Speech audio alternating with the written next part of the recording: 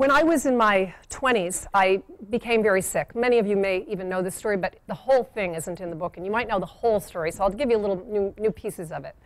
So I'm very sick, and I'm really at the peak of my sickness. My kidneys were failing.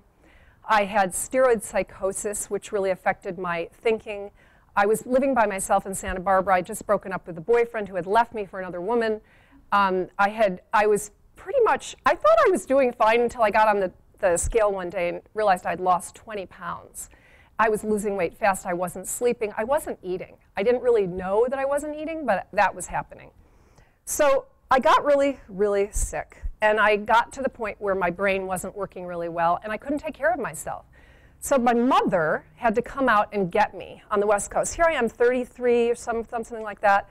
And she came and fetched me and took me back to my bedroom that I grew up in the house I grew up in.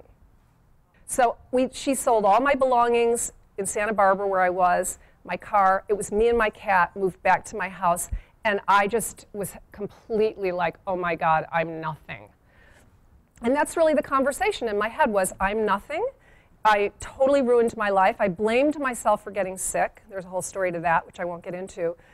And they didn't know what to do with me. My parents would just like look at me, and I was like, I couldn't complete sentences. My brain wasn't working.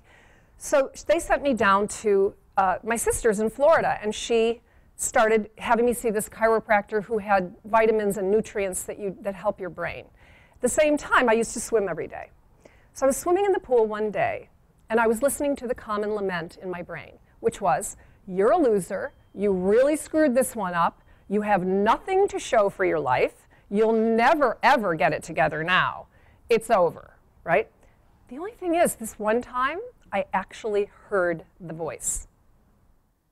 I heard the voice. So I thought, okay, wait a minute.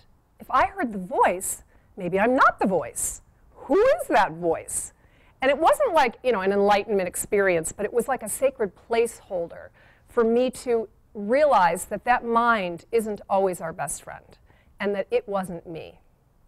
So then it sent me on this quest to really work on that and develop it and engage with it and understand it and then confront it over a long period of time. And eventually, something happened. I started to feel light. I started to feel called. I started to feel like I wanted something bigger.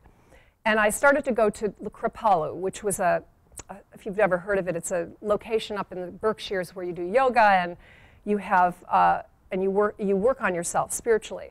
And then one time when I was there, I offered my services to the people at the front desk. They looked to me like they didn't know about customer service, and I just said, I'm a coach.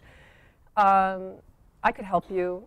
Anyway, they gave me one person to coach. I sat down outside this building, coaching this person who was the most troubled person, they said. And we happened to sit outside the president's window. And later, someone came running up to me and said, did you know you were sitting outside the president's window? She heard everything that you said. And so she said, whoever that lady is, get her to stay, have her coach everybody. Okay, so long story short, it renewed in me a confidence. And it happened because I engaged. I felt the call to something big. I offered to do it. They ended up keeping me there for 2 months. I ended up, at the worst of my kidney failing, going back to California. I pitched somebody to take me back in a job so I could come back to where I felt called. I only knew the next right thing. I didn't know the end result. I just knew the next right thing. Went back to California, and within a few months, my kidneys failed.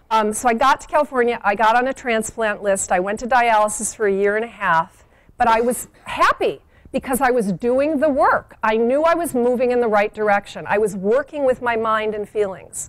So my point here is, and by the way, after 1.5 years of being on dialysis, I got a call in the middle of the night from a nurse saying, are you healthy? Yes, I'm healthy. I don't have lupus anymore. We just found a perfect 6-antigen match for you in Kentucky that is like unheard of. You're going to get it. Go into this hospital in the morning and we'll fly it out to you. And from that moment on, my life was completely changed. Wow. It was a complete miracle. And it lifted me up The spirit lifts you up. The truth of who you are lifts you up. The ego will pull you down.